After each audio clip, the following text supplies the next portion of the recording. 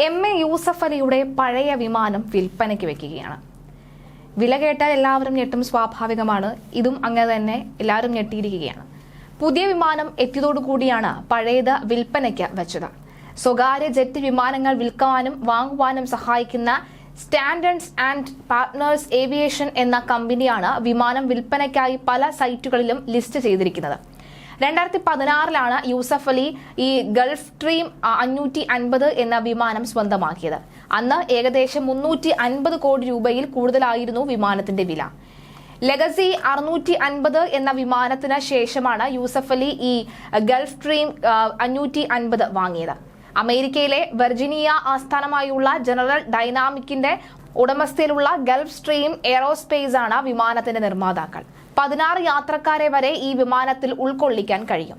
ഇതുവരെ 3605.11 മണിക്കൂർ വിമാനം പറന്നിട്ടുണ്ട്.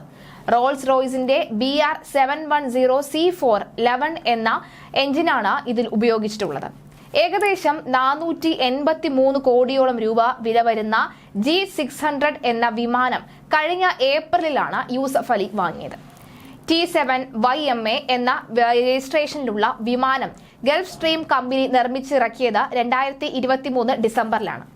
6600 നോട്ടിക്കൽ മൈൽ വരെ വിമാനത്തിന് പറക്കാൻ കഴിയും.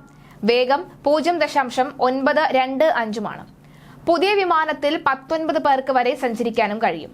പ്രാറ്റ് ആൻഡ് വിറ്റ്നിയുടെ എഞ്ചിനാണ് ഉപയോഗിച്ചിട്ടുമുള്ളത്. എന്തായാലും നിലവിൽ ഈ ഒരു വിമാനം യൂസഫ് അലിയുടെ വിമാനം വിൽപ്പനയ്ക്ക് എന്ന വാർത്ത കേട്ട് നിരവധി പേരാണ് എത്തുന്നത്. ആ ഒരു വിലയുടെ ആകാംക്ഷകളിൽ ആ ഒരു വിലയുടെ എത്രയാണെന്ന് അറിയാനുള്ള ആകാംക്ഷയാണ് കൂടുതലായി കാണുന്നത്. എന്തായാലും യൂസഫ് അലിയുടെ വിമാനം വിൽപ്പനയ്ക്ക് വെച്ചിരിക്കുന്ന വാർത്ത തന്നെയാണ് സമൂഹ മാധ്യമങ്ങൾ കീഴടക്കുന്നത്.